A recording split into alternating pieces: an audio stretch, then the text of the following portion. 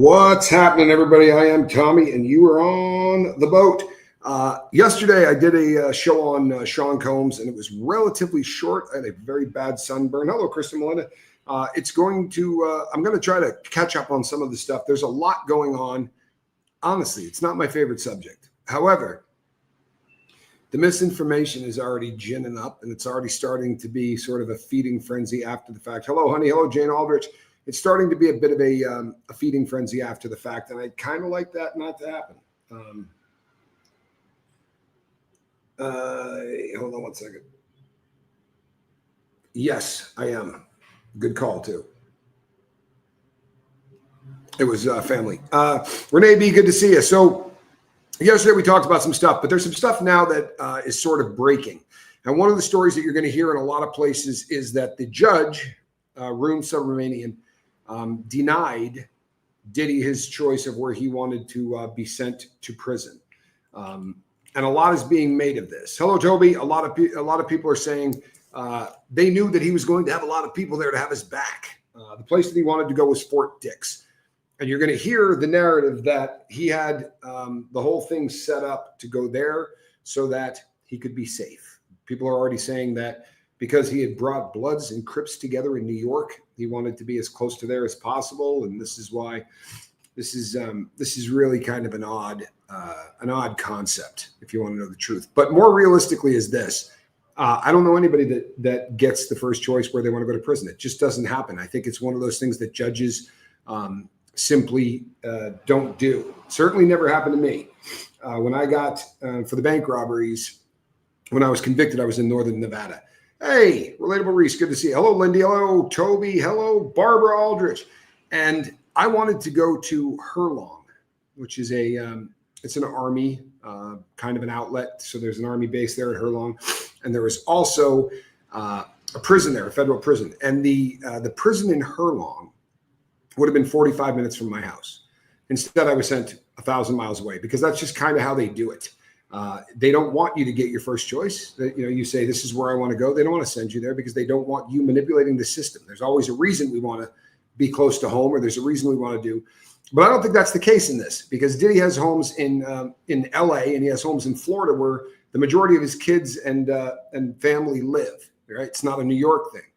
He wanted to go to Fort Dix, right? And he wanted to go to Fort Dix, which is very close to New York, because I think it's technically in Jersey. But the reasons he wanted to go to Fort Dix, I don't think have anything to do with him trying to remain safe as much as it is twofold. Number one, they don't do cells there, right? And if you're not in a cell with one other guy, a lot of times if you've never done time, you kind of think you're safer if you're in a dorm. He's been doing his time in MDC Brooklyn, and that particular unit that he is in, hello, Rocket Queen, that particular unit that he is in is set up dorm style, right? If that's all you've done, he has no point of reference of doing time in a cell with another man. And that probably is a scary concept to him, because if the guy that comes in there doesn't like you or your crime, you're locked in a box with him. So one of the reasons that he chose Fort Dix, I would assume, is probably because people think it's a safer environment. Lower custody levels will do dorms, higher custody levels will not, because they don't like having tons of dangerous men in the same room. Bad things can happen. On top of that, Fort Dix is almost famous within the prison system for having a crap load of programming. So I was talking about the First Step Act. They have First Step Act programs at Fort Dix. They don't have them everywhere yet. This is a brand new thing. So there are not a lot of places that you can go and start programming. In Texas, they don't ask. I live in Dallas, and my son went to a prison close to the Mexican border. It's the same way in the feds. They're not, Renee B., it's the same way in the feds. They're not really doing much to help. And they're supposed to keep you within 500 miles of your house. To get around that law, what they do is they say at the end of your sentence, in the last 6 months, they will get you to the prison closest to where you were arrested. But they don't cater to people. It's just not what they do. And if you got money, they're still not catering to you. A lot of people are bent out of shape about the sentence. These are people that don't understand the federal system. If Room Subramanian gave this guy 20 years, right? If he got a 20-year sentence, which he had the capacity to give him, and the people at parole and probation had recommended 60 months, then when it went up the chain, they would have overturned it. So what he did was go below what the guidelines recommended. He didn't go below by a ton, but he went below the guidelines. As I talked about yesterday, he's not going to have to register as a sex offender. He just simply isn't. Doesn't mean the guys in prison aren't going to consider him exactly that. This is a sex crime, and it's been a very highly publicized. You're leaving for Thailand. Well, be safe.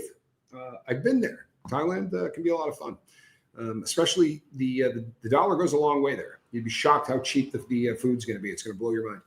But the other issue that I touched on yesterday, but didn't have enough time because I was feeling really under the weather, is that this man was given a 5-year probationary period after he leaves. Now, they kind of do some kind of ending rules because of what he does for a living. He's going to say that he wants to travel. Normally, they do not let you travel. Now, if he does, then those travel restrictions, I have traveled on federal probation. However, you can't believe the hoops you got to jump through. So you have to fill out the papers for when you want to travel in advance. Then your probation officer gets it and he approves it with somebody. I know for a fact that isn't how it works, but that's what they tell you they're going to do. So once that approval process takes place, when you're flying to a new city, you still have to check in there. So you're going to check in with the probation department wherever you go. And you're going to call up in the morning and they're going to say the colors for the day. It's on a recorded line. I actually did this once live when I was still on probation on the lifeboat. But they say the colors of the day are blue, pink, yellow, and green. If you're color coded to that particular color and you call in the morning and hear that, you have X number of hours to get to the place to give your drug test.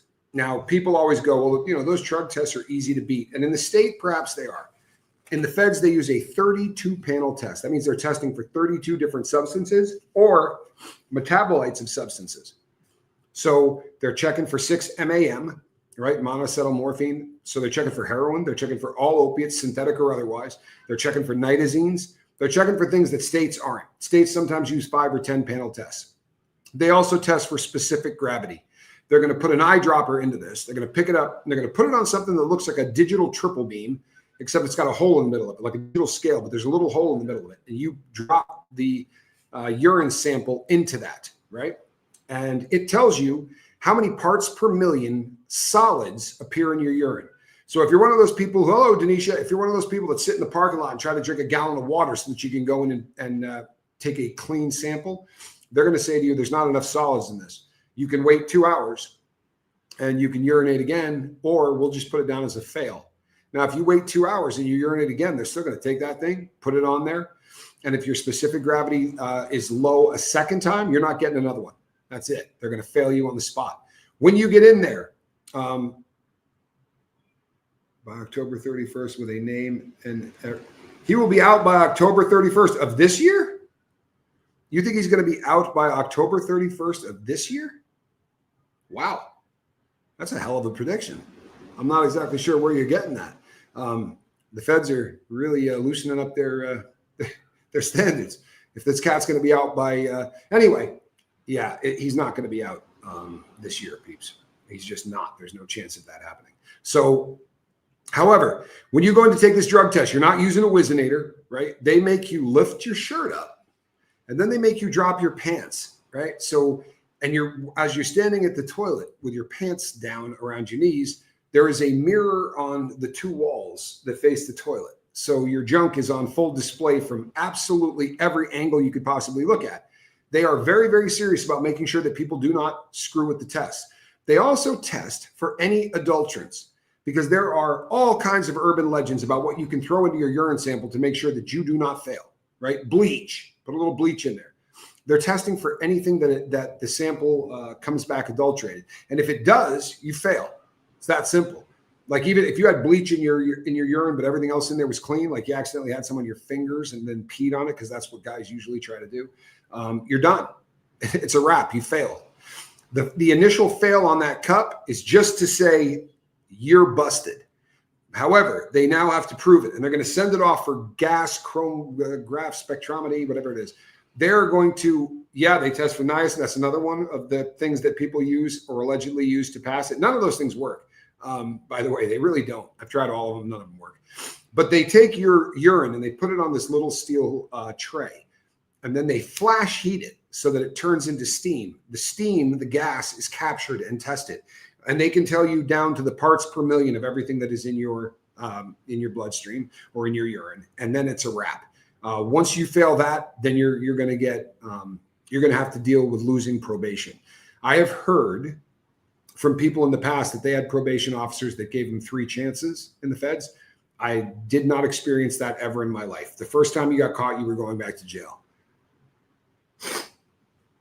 Oh, they will tell the public. I see. You're saying they're going to put a body double in there for him. I got you. I can't possibly agree with you on this.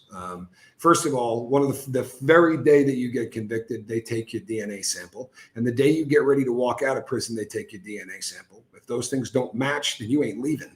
So that probably makes the body double thing a little bit more difficult, unless we want to suspend all disbelief and say that the people in the feds are all in on it. And I'll tell you what, maybe they are, right? Maybe they are. But I doubt that. One of the other stories that is coming out today is that they are seizing his house in Miami, Florida. They could go after a forfeiture for the property. I did not read every single day of the transcript of that trial because, to be honest with you, by that point I was fairly well disgusted. There are days that I did read. Hello, Kevin Hawthorne. The craziness about all of this is that if the people he was flying in, he actually did some of it in the Miami house, absolutely they could take it. They could also start to go after it because of the guns that were found in there and a lot of other things. Will they do it? Maybe. But it certainly isn't a done deal. There are people that are saying his house is being forfeited. It's not. Now, are they researching it? Yeah, but they do this on every single damn case. They do. On every case, they go and they see if they can get it. And it's not as simple as, hey, can we go get this? There has to be enough reason for them to be able to go in there because it's not an automatic, unless you're broke, it's not an automatic ruling. They're going to go in and fight this. And Diddy, say what you will, has really good representation. He doesn't have a weak defense team. He's got a strong defense team. So thank you, Denisha. I appreciate that. They're going to go and take a really hard look at this and try to figure out whether or not they can take that house. And there's actually 2 of them that they rated on Star Island.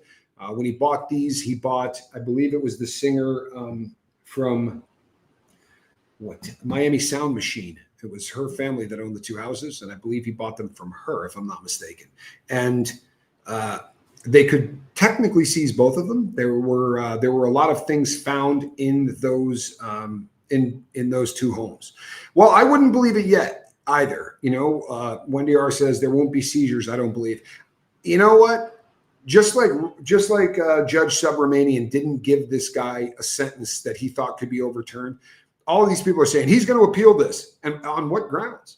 You're going to go in there and they're going to say, here's what probation asked for. And here's what the judge gave them, which is less than that. They're going to laugh it out of there. If he had 7 years to work on it, he could take it to the highest court levels because it takes a long time to proceed through there. It's never going to happen. And one of the Gloria Stefan, thank you. One of the things that is really worthy of thinking about, people, is that the defense did not want the prosecution to have 2 years to go through all of the electronic data, all of the metadata that they had confiscated from Sean Combs. That was their biggest fear. They didn't go smoking to trial as fast as possible because Diddy didn't want to sit in jail, because when they first started pushing for that, they still thought they'd get him out on bail. The reason that they were doing that is you don't want the prosecution having all day long to look over your stuff. However, they're not giving back. Sad to say, money talks, so that's why I believe what I'm saying. Well, Haley, I understand what you're saying, but money talks. There's absolutely no 2 ways about it. But to pay people off, there's a couple of reasons that this is a problem. And take this from somebody who broke the law as a living for a really long time.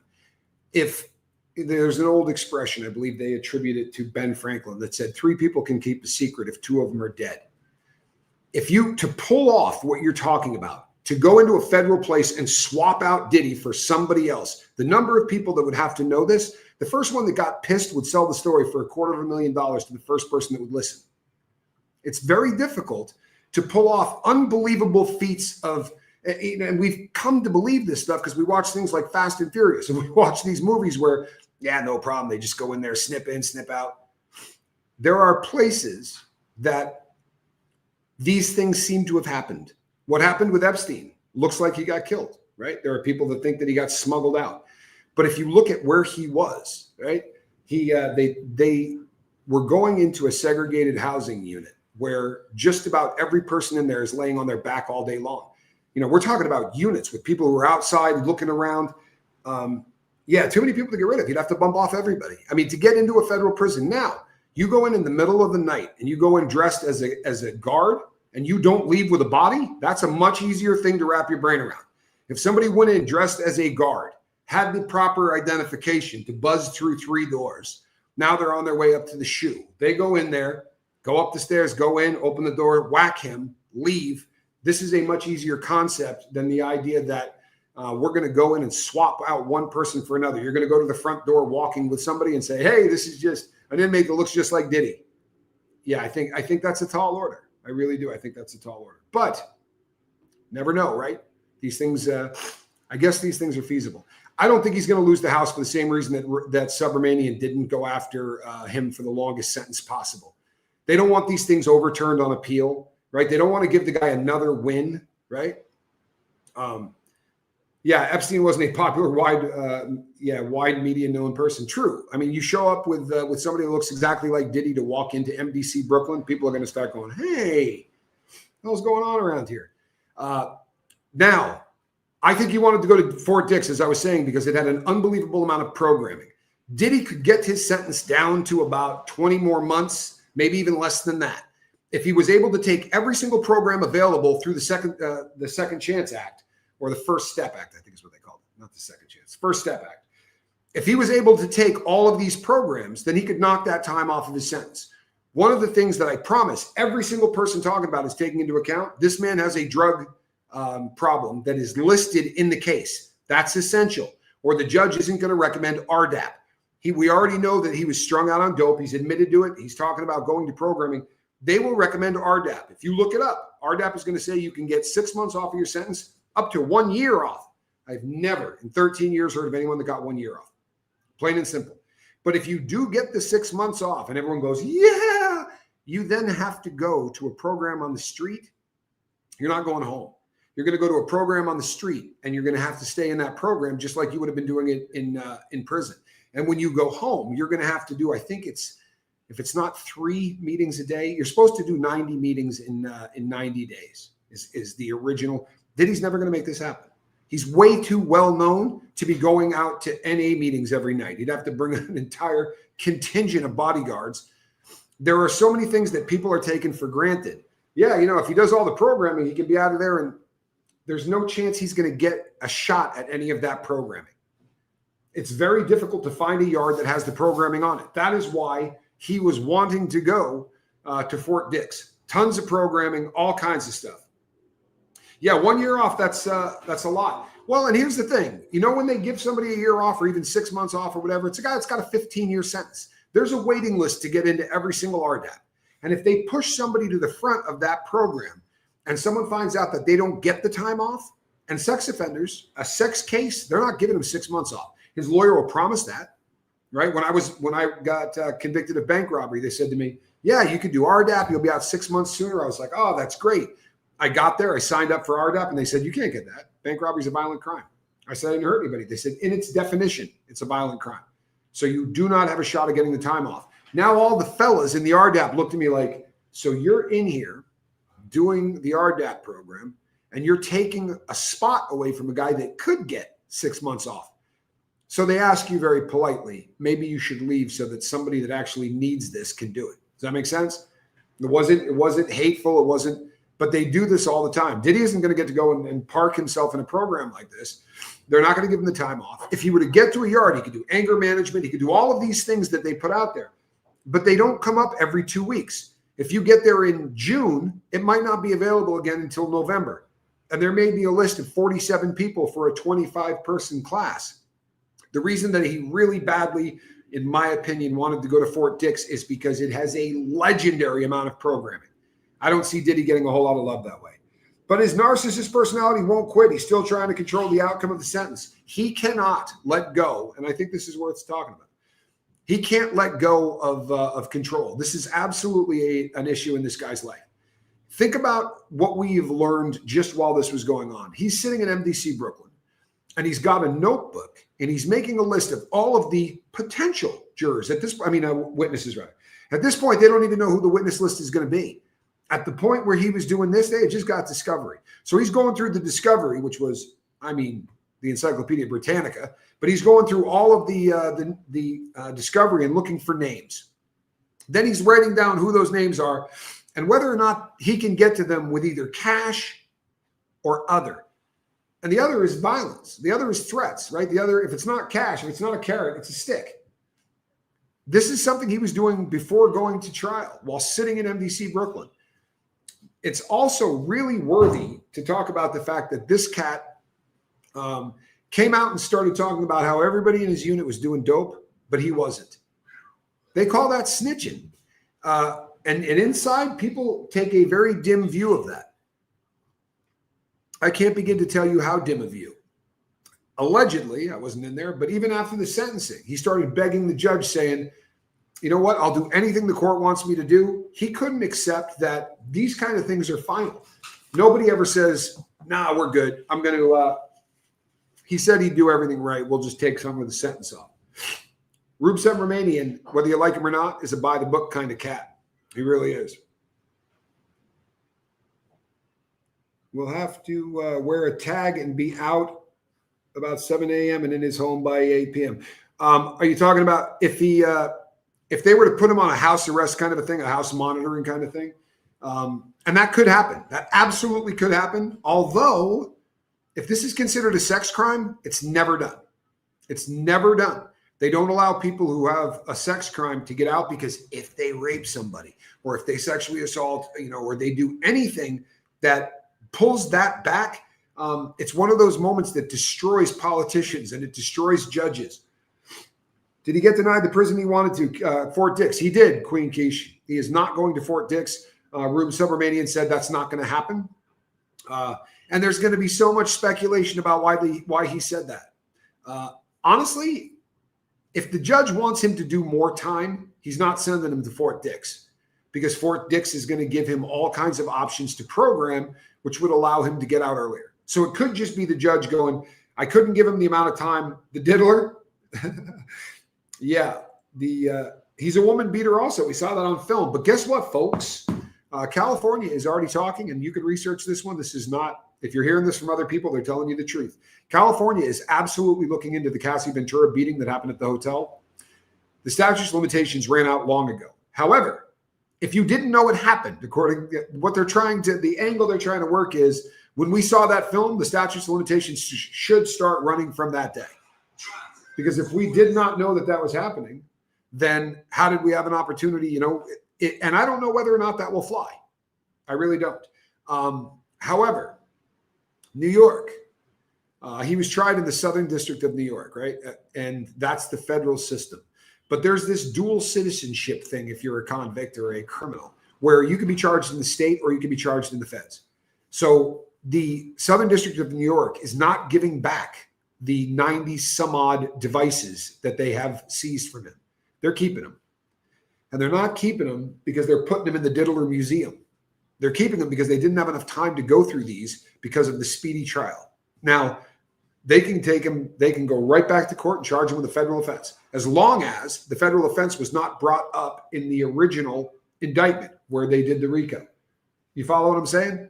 That RICO indictment is the only thing he can't be, that's the only thing double jeopardy would apply to. If they decided to hit him with the obliterated serial numbers on the firearms, they could charge him with that. He hasn't been charged with it before. He has not been found not guilty. Double jeopardy, although nobody seems to get this right, double jeopardy simply means if you've been charged with a crime in a particular court system, like the federal system or the state system, you can't be charged for it again if you were found not guilty. O.J. Simpson would be a great example. He could have walked out the day that he had was found not guilty and say, hey, I killed her. What do you think of them apples? Yep, stabbed her and Ron Goldman. How do you like them? Because there's nothing that could be done about it. Once you're found not guilty, they can't charge you for the same crime again. That's called double jeopardy. And it is kind of the backbone of our system. However, what he did was a state offense. And the stuff that Diddy is doing has the potential to go state or federal. Gangsters very often will be charged with murder in the state. And then if they beat it, the feds will pick it up and charge him with murder. Sounds like double jeopardy, but it's not, because they are two very different court systems. Does that make sense? It shouldn't, but it do. And again, people, you should hear inmates inside who talk about double jeopardy in ways that they'll go, that's double jeopardy. They never seem to have an idea. Well, technically he did write the book. If I did it, this is how you're right.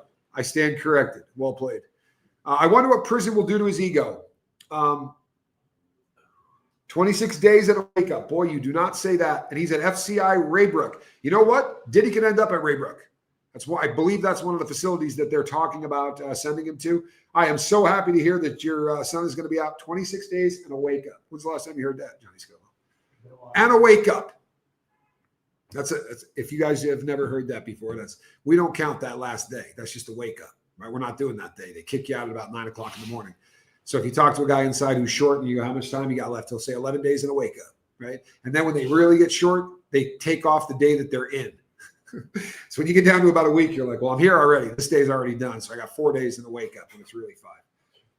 Fallon says, I hope he goes to Victorville. Boy, oh boy, that would be lovely. But there's no chance in hell they're going to send him to Victorville. Simply put, he'd get killed there.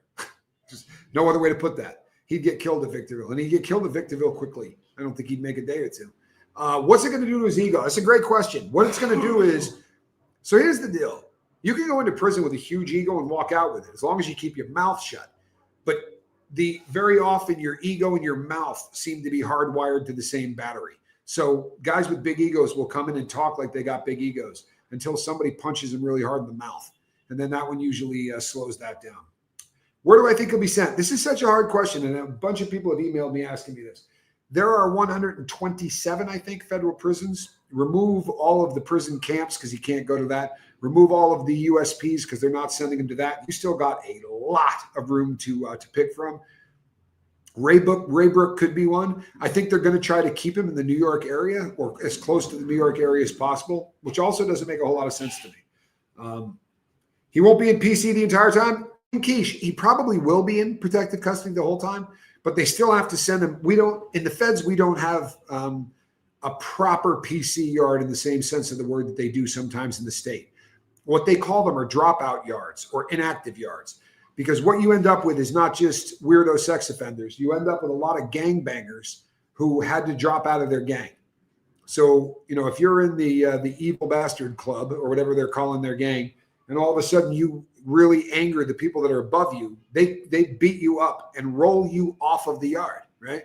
Or run you upstairs. They're different verbiage, but now you got to go to a yard where there isn't anybody from your gang.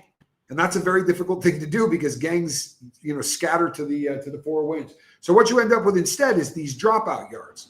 So when you hear PC, very often you think of these yards where everybody there did something foul and sexual, or everybody there is a rat.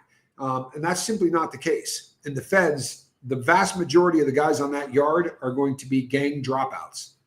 They're going to be people that were in a gang on Monday, and the following Monday, they were on their way to a dropout yard. And that could be an issue. They should sell his homes and give the money to the abused victims. I love that idea. I absolutely love that idea. And theoretically, he could lose his homes. Not all of them. I don't think you got to separate from what he got found guilty of and what he was found innocent of. So I don't know that any of the people that he was flying in for the purpose of sex, which is what the Mann Act is, he was transporting someone across state lines for the purpose of paying for sex. That's the Mann Act. I don't think he did it in Florida, and I don't think he did it in LA. My understanding was, and again, there are a lot of people that followed this case a lot closer than I did, but my understanding was these were hotel arranged visits. If that's the case, I don't even see where there's grounds to seize his house. Although I absolutely found where the feds are investigating whether or not they can take it. It makes sense to me. But I'll be upfront. I didn't follow every day of that trial. I haven't read all of the transcripts. Maybe they flew him. Maybe they flew some of these prostitutes to Florida. That could be the case.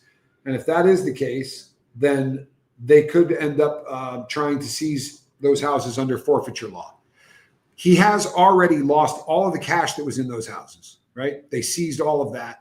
I don't remember what it came out to be, but it was a pile of money. And there will be a lot of other things that there'll be other seizures along the way. right? There'll be other forfeitures.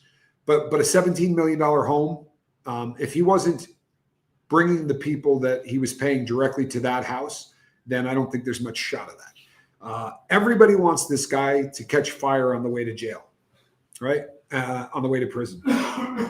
Will he be in protective custody the whole time? It just depends on, like, once they tell us where he's going, I can give you a hell of a lot better answer on that. As of right now, I don't even think that Grand Prairie, which is where, so the decision, as much as people make a huge deal about what Subramanian said, the judge has some say. But if the judge said, I want in Raybrook, it still has to go to Grand Prairie, Texas. And those people believe that they've got some kind of fiefdom or God thing going. I remember when I got in trouble with the assault on staff, and they said, yes, I do think he will be in his forever home by the end of this month. That would be consistent with how it usually works. I'd say there's a pretty good chance. When I smacked that guy, I said, you know, are they going to send me to the special management unit? And one person there after another, including the warden, said, no, you haven't done enough dirt. Like, you screwed up and you're going to get in trouble for that, but they're not going to send you to the SMU. And then the day that the guy came up, no, I apologize, you're going to the SMU. And just tell me I'm not going to Lewisburg. And he goes, no, you're not going to Lewisburg. There are SMUs and then there are SMUs. He's like, you know, Lewisburg is for killers. He's like, you're not a killer. You're going to get sent to, I believe at the time it was in Tennessee. I think it might have been somewhere down south. They had the other one. And that one had televisions in the cells. It was the place you wanted to go.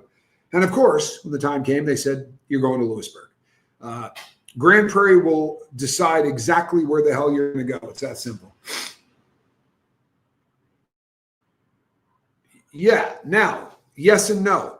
The video evidence opening up to every property that a crime occurred at, the jet as well. Yes, right? But not until he's convicted of it, right? Due process in the United States, even if they've got video of him killing someone on that jet, they're going to have to take him to court. They're going to have to prove that he killed the person. Then they'll take the jet. So there's a lot of video out there that is really, really foul. None of us have seen it. However, allegedly, the feds are really interested in calling the Ibiza tapes. What the hell happened in Ibiza? But I guess there's a lot of really ugly stuff on there. When you say Victorville, it is California. There's an Air Force base that was right. All of the homes are abandoned. When you come in on the bus to go to Victorville, the neighborhoods have plywood over the windows. And no one explained this to me when we were first on their way in, that they had shut down a military base. To us, it just looked like nobody wants to live anywhere near this prison. And no joke, the first day that I pulled in, they had guys out there with like Geiger counters and suits. I don't know what the hell they were doing, but all of it just added to the fun. It is in what they call the Inland Empire, the IE, the Inland Empire in California. And ridiculous. And they built the ugliest prisons you've ever seen. The FCI are units stacked 4 high with stairs outside with cages around them. It looks like it should be on the moon. It looks like something out of a futuristic horror movie. The USP across the street, United States Penitentiary at Victorville, I've been there as well. That looks like every other United States penitentiary, with the exception of Lewisburg, Lompoc, Atlanta. All of those were built back in the 30s, right? When Clinton was in office, they built a crapload of new prisons, and they came up with a new design. And the design for the United States Penitentiary, the yard is inside, right, of the prison. So they build these very, very long hallways that have units in them, right? So that if it's raining outside, you can go through the hallways, and that's how you can get to the units. If it's not raining outside, you go out the other door, go straight across the yard to go to chow or anyplace else. But there's a crap load of land inside this. So if you were to ever try to escape, you'd have to go over the building, over the backside, then get through the fences and all that. They came up with a very good system for making sure that people can't get away.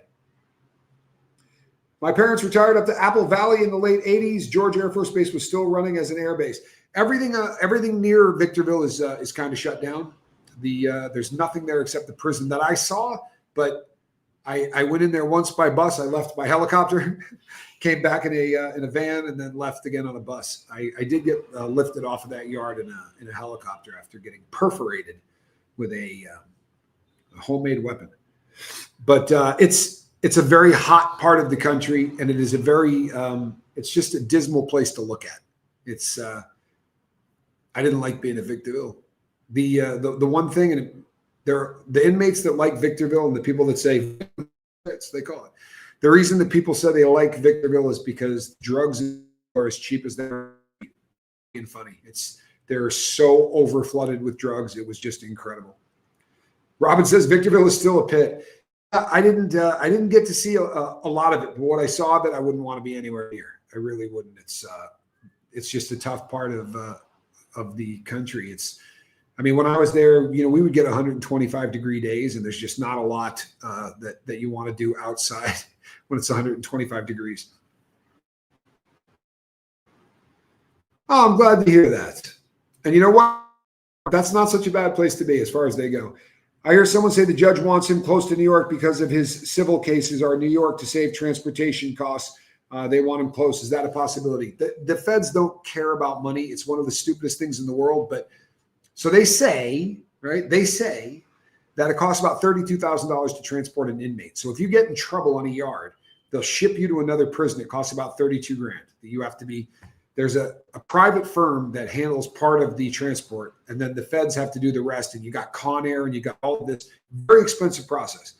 And they will ship you off a yard and blow that $32,000 because you got caught with the ingredients to make wine in your cell. And you just think to yourself, at Victorville, you can stab somebody and you're not in trouble. So it's one of those situations that, honestly, I don't think they care about what's going to go on in terms of transportation. Here's one of the other things. One of the guys that originally bombed the World Trade Centers, not when the planes flew into them, but when the van was driven up and they exploded it, and didn't do what they wanted it to do, but they attempted to take down the Twin Towers with explosives. One of those guys was at a prison that I was working as a cook at. And I used to have to bring the dude his food. They just said it was way too much of a pain in the ass to transport him. So they put him just like I'm talking to you right now. And this is how he went to court. And I saw him do 3 different court cases that way.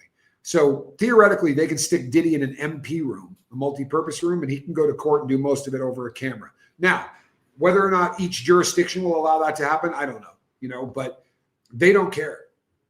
Lompoc apparently is how in the feds they say Lompoc. Everybody does. I apologize. Somebody told me just recently that I got that wrong. Massimo Giannulli did his time here. I don't think he did it at the USP though. If he was in there, are you referring to the case where he faked to help get his daughter into school? Is that the one? Because that one. So there are compounds that have a low, a high. Right, so you have FCIs, Federal Corrections Institution, right? You can have an FCI, a USP, and a Supermax and a camp. So the best example of this is probably Florence, Colorado. Florence, Colorado has camps, satellite camps. It has a woman's FCI. It has a men's FCI, Federal Corrections Institution, which is like anywhere from a low to a medium high facility. Then they have the United States Penitentiary at Florence. That is a Supermax facility. I did time there. And across the street is the Administrative Detention Facility, ADX, Florence, which is the gnarliest of gnarly inability. No way you're going to escape. No way you're going to have any fun. No way you're going to do anything. That is that's the no fun chair for grown-ups. But all of those are on one spot. So he very easily could have been at Lompoc, and not been at one of those facilities. Also, these facilities change. So you could be at a United States penitentiary and 5 years later, they decide to turn that into a Federal Corrections Institution, right? There are USPs that turn into FCIs. There are FCIs that turn into USPs. But on the big compounds, Coleman in Florida, there's a bunch of different places that have, even Victorville. Victorville has a women's prison, 2 FCIs, a USP, and a camp, or at least when I was there. And Lewisburg has all kinds of stuff like camps and the rest of them. It's kind of hit or miss. Whether or not the feds would care about how much it costs to fly Diddy out to a civil case, I don't think they care much. They spend money like drunks. I've talked times on here. You're probably tired of hearing it, but Every single department inside the prison has a budget, and they blow every penny of that budget because they're going to get 15% more the next year. And they buy things to throw out. They buy things to bury because they just want to get more money next year for their little fiefdom. Indiana had it turned into a SMU. What was that thing called? Marion. Marion is the one in Illinois, and it was a SMU for a while. Marion's another ugly prison. A lot of really hard dudes did time in Marion. No, Caroline, don't be silly. You're not late. In fact, I think I'm about 3 hours early. But if last night was any indication, I'm not going to be up late. The sun, I really did myself damage yesterday outside. You did too? Johnny Scoville's feeling it too. He's got a bad headache. Here's what it comes down to, man. I was talking to somebody. I said, well, the sun in Ecuador is stronger than it is in the rest of the earth. And someone said, no, that's absolutely a misnomer. You're only maybe a foot closer or 2 feet closer. The same scientists will say that if you were 15 feet closer, none of us here could survive. So I promise you, a foot closer to the sun. It's 70 degrees here every single day, without fail, 70 degrees. On really hot days, it might get to 75. But the difference is when the sun is out at 70, it feels like it's 150. And when the sun is not out, then it's just perfect all the time. I do like it when the sun comes out, but it is hot. The mayor of Chicago is in Marion prison. Yes, you're a Red Lobster. I know I am a Red Lobster. Really bad. You should see it in person. So from here on out, I'm doing the having an old friend for dinner hat from Silence of the Lambs. my retired bad person hat that I walk around with now. I'm not getting burned ever. Yeah, the heat, the sun is really, it beats down on you, but there's always a really, really cool breeze coming off. What is a CM camp? I've never heard the term CM camp. Oh, communication management. Okay, so they have, like I always say the SMU, that's the special management unit. They also have communication management units. CM always means communication management. I don't know if they have them in camps. Every CM I've ever seen has been at an FCI or above, but it's where they put people who they are afraid are doing, let's say you run a specific gang. They don't want you being able to, from inside prison, reach out and get people on the street to do things that you want. They will put you in a communication management unit. The way that those places work, so if you're in a communication management unit and you want to make a phone call, there is going to be a person on the phone with you. Now, you're always monitored in the feds, but when you go to reach out, the person's going to go, hey, Tommy, how you doing? Good, how are you? Who are we calling? Calling my mom. All right, I'll be listening.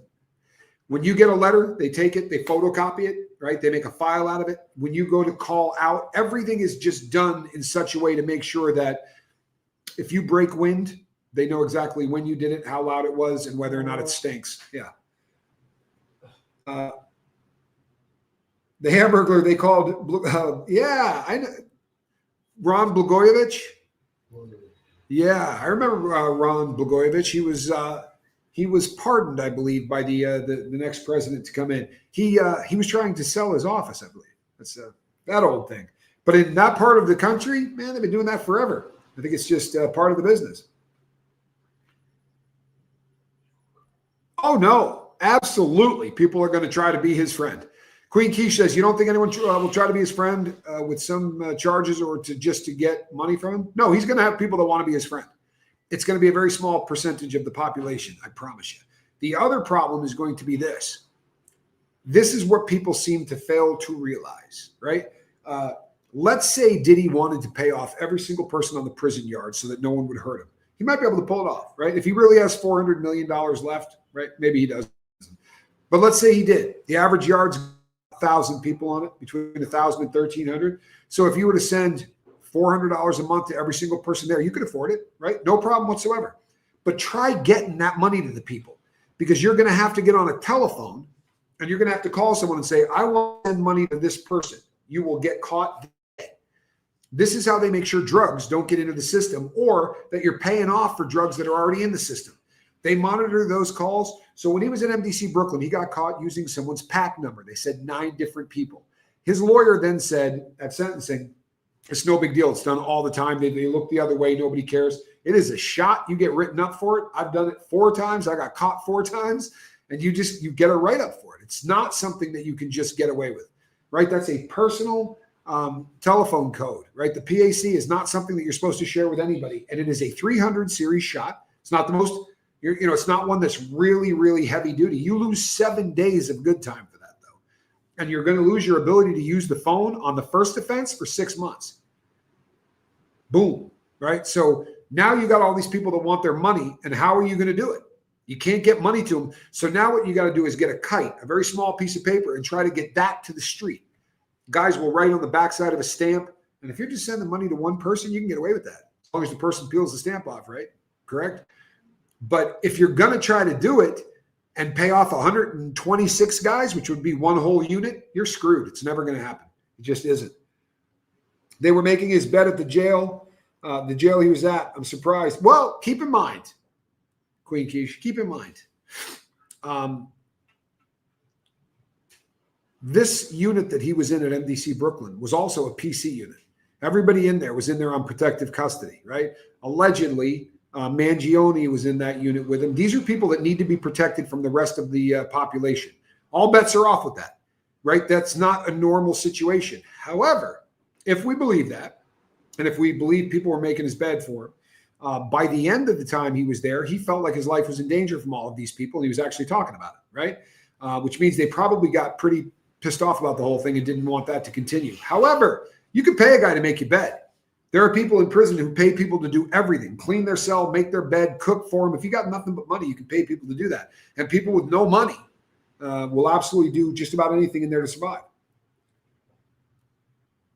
Yeah, jail is really a lot different than the feds. It really is. Hey, Zarina, good to see you. I'm glad you're here. It is really, really different. And you're going to hear people use these terms interchangeably, and they are not the same thing by any stretch. Jail is where you wait to go to prison or wait to go home. If you beat it, you go home. If you don't, right, then you go to prison. I'm not sure about this, and I'll tell you why. I have heard this story told to me in prison probably 50 or 60 times by inmates that said, I was able to sneak seminal fluid out in a baggie so that my wife could get pregnant while I was still in prison. It stinks like an urban legend to me. It really does. I know that there is a story of people that are saying that this happened. It may have. It may have. But the number of people who have told me it happened is terrifying. I'll give you an example. There was a guy in the prison that I was at. And believe it or not, by the time I'm finished telling this story, you're going to think he's not a good dude. He wasn't a bad guy. But he got into a very bad altercation verbally with some people that he cared about on the street. I thought it might be a good idea to mail him a little dookie. Literally.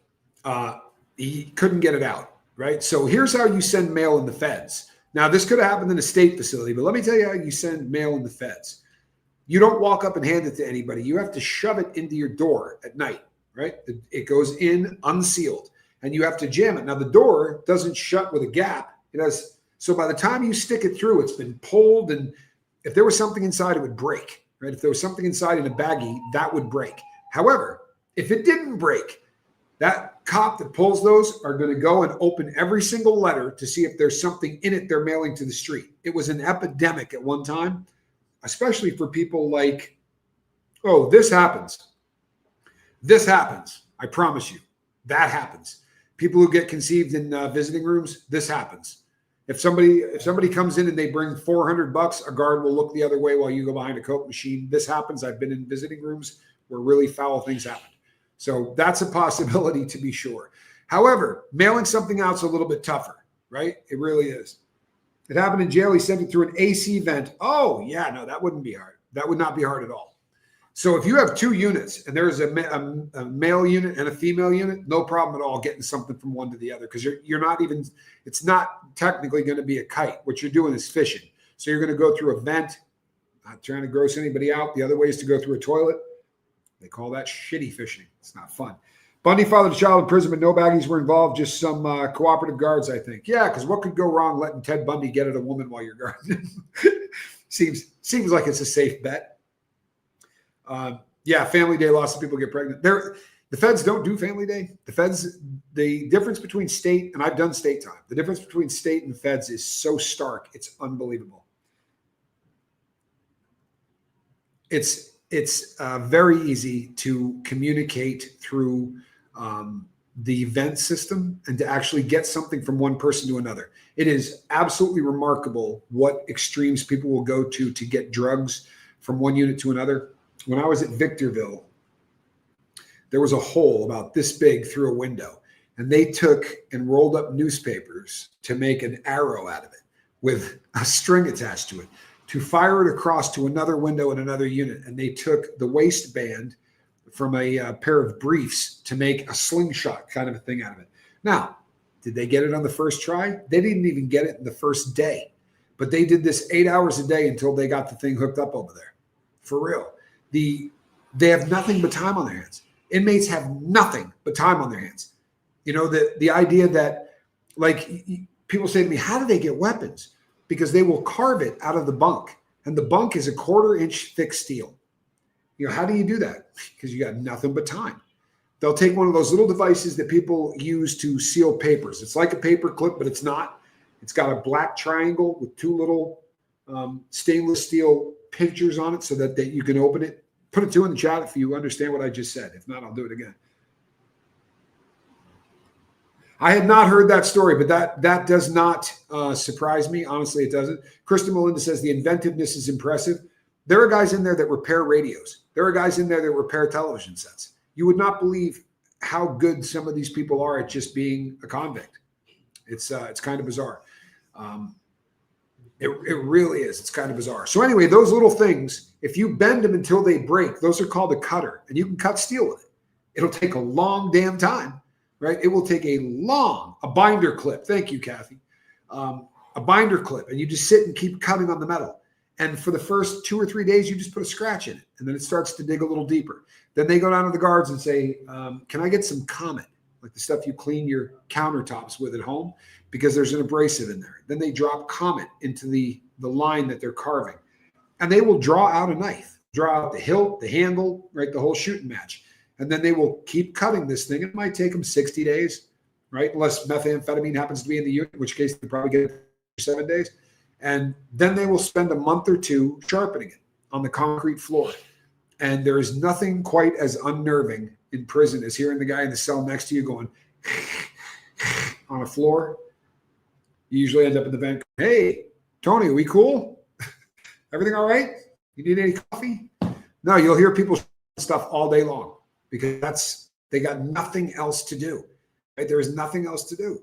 Making wine is a process that takes a hot minute the first couple of times you do it, but you have time. That's the one thing everybody in there has. Along those same lines, a guy like Diddy comes in and someone wants to hurt him, they will watch his routine for weeks. They got nothing better to do. They will watch what he does. They'll watch when he goes to the coffee maker in the morning, which is just a hot water thing on the wall, which, by the way, comes out over 200 degrees. The odds that somebody flings 32 ounces of that, which is the biggest tumbler you can buy at store, 32 ounces of 200-degree water. I've seen that show 10 times, 15 times. I've also seen somebody, FCIs have microwave ovens. Do not have ovens. They, for the reason is, if you take Diddy's favorite substance in a cup and you put it in a microwave oven and then on someone, it makes napalm look friendly. It will peel skin off of a person. Parcheesi boards, yeah. There's a lot of people that make things, that they can entertain themselves with. I saw a guy make a guitar, and it was absolutely remarkable. He could play it. It's there's nothing but time on your hands. But if that baby oil gets on you and you go and put cold water on it, the skin just sloughs off. So most of the penitentiaries, none of them have microwaves anymore because the fellas can't be trusted. But I could just see the irony of somebody wanting to throw baby oil on Diddy. It would certainly make you famous. Okay? It would certainly make you famous. At higher custody levels, They don't even allow baby oil to be sold because they're afraid somebody will use what's called a stinger to get it to temperature. And a stinger, if you would imagine taking a lamp and cutting the cord of the lamp, right? And then you take it and pull the two wires apart. Now all you got to do is put a piece of metal between those two wires. If it's a really solid made professional one, like if you happen to be at a yard that has a good CMS department, it'll be really thin wire that they coil, almost like a spring, and they put it between the two. If you drop that into water, the water boils in seconds. Most people have them. Yeah, baby oil in a microwave is pretty nasty. The kitchens across the BOP did away with deep fryers for the same reason. You get inmates back there and you're boiling oil, nothing good can happen, right? But the stingers, most guys have one. So that if you're on lockdown, you can make coffee. You just get your coffee ready, put a stinger in, and it boils it in seconds. If you don't have one, you'll just find some wire and make one. It won't be as good. They usually take a fingernail clipper and they'll put the hot on one side and the ground on the other, drop that right into the water, and that will bring the water to a boil. I'm telling you, it's so fast. If you ever saw the movie No Country for Old Men, when the guy is removing the bullets from his leg, he's got a little coffee cup right next to him, and it's boiling. It's boiling because he has a stinger in it. It's very, very easy to make. Most guys have them. It's also what you need if you're going to make moonshine. Everybody needs a stinger if you're moonshining something. Renee B says, the fact that I know so many of these things is disturbing. Yeah, I know how you feel. Yeah, but those are the shit. FCIs have the tap, the microwave. No, this chick got here all out of paper, used to use her MacGyver. The Spanish Armada rocked. You know what? Honestly, there are lessons that Diddy could walk out of prison with that are aside from being able to make a stinger or how to make good toilet Merlot. If this guy were to actually want to turn his life around, as really messed up as this sounds, there are an awful lot. Yes, that is a compliment. That is absolutely a compliment, Renee B. It's one of the highest form of compliments that a convict can say to somebody is you'd make it in prison. That's the top of the food chain.